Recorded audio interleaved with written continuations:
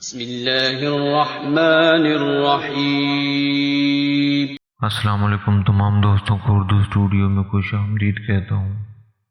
دوستوں، امید ہے سب خوش و آباد ہوں گے اور اللہ پاک سے دعا ہے کہ آپ ہمیشہ خوش و آباد رہیں۔ دوستوں، آج کی اس ویڈیو میں ہم بات کریں گے حضرت لال شہباز قلندر کے ایک کرامات کے بارے میں۔ دوستوں، حضرت لال شہباز قلندر ایک بار تشریف لے جا رہے تھے تو ایک ریچھ کو نچانے والا نظر آیا، تو آپ نے پوچھا کون ہو؟ تو بولا میں قلندر ہوں۔ اس دور میں ریچھ نچانے والے کو بھی قلندر کہتے تھے۔ آپ رحمۃ اللہ علیہ بے اختیار ہو کر مسکرا دیے۔ یہ بات اس ریچھ نچانے والے کو پسند نہ آئی۔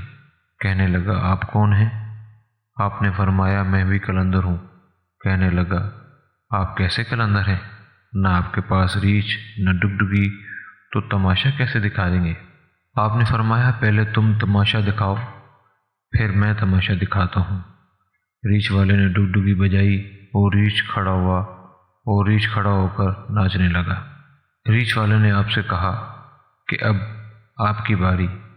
حضرت لال شہباز قلندر رحمۃ اللہ علیہ دو درختوں کے ٹہنوں پر کھڑے ہو کر ریچھ والے کو فرمایا کہ نیچے سے گزر جاؤ، مگر یاد رکھنا گزرنے کے بعد کبھی واپس مت آنا۔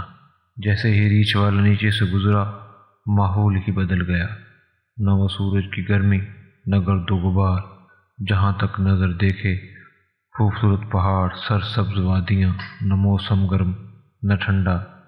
ابھی اسی سوچ میں ہی تھا کہ دیکھا ایک عظیم لشکر سپاہیوں کا گھوڑوں پر سوار تیزی سے اس کی طرف بڑھ رہا ہے۔ وہ گھبرا گیا کہ آج تو گیا جان سے۔ پاس پہنچ کر لشکر کا اور سپہ سالار آگے بڑھا۔ اس سے پہلے کہ وہ کچھ کہتا، سپہ سالار ریچھ والے کو بولے بادشاہ سلامت آپ کہاں غائب ہو گئے تھے؟ آپ کی سلطنت آپ کا انتظار کر رہی ہے اور ملک عالیہ کا رو رو کر برا حال ہوا ہے۔ اب وہ حیران و پریشان شاہی گھوڑے پر سوار ہو کر ساتھ چل دیا۔ جب محل میں پہنچا تو عظیم و عالیشان عمارت دیکھ کر حیران ہوئے۔ اندر داخل ہوا تو خوبصورت ملکہ گلہ شکوہ کرتی لپٹ گئی۔ کہاں رہ گئے تھے آپ؟ سب بھول کر، نہا دھو کر، شاہی پوشاک پہن کر تخت پر بیٹھ گیا۔ سالوں گزر گئے، بچے ہوئے، پھر شہزادے بڑے ہو گئے، بڑھاپا آ گیا، جسم سے جان، منہ سے ذائقہ چلا گیا۔ ایک دن اپنی سلطنت میں دریا کے کنارے بیٹھے ہوئے خیال آیا کہ آخر ہوا کیا تھا۔ اسی جستجو میں وہیں پہنچا جہاں پر لشکر تھا، تو دیکھا وہ درخت اب بھی موجود ہے۔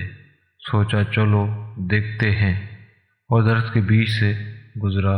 ماحول بدل گیا، وہی وقت، وہی مقام، سامنے اس کا ریچھ اور ڈگڈگی پڑی ہے، وہی گرمی، وہی گرد و غبار۔ پیچھے دیکھا تو حضرت لال شہباز قلندر رحمۃ اللہ علیہ کھڑے تھے۔ اس کی حالت غیر ہو گئی۔ بولا جناب میری سلطنت، میری ملکہ، میرے شہزادے۔ تو حضرت لال شہباز قلندر نے فرمایا کہ سب تماشا تھا۔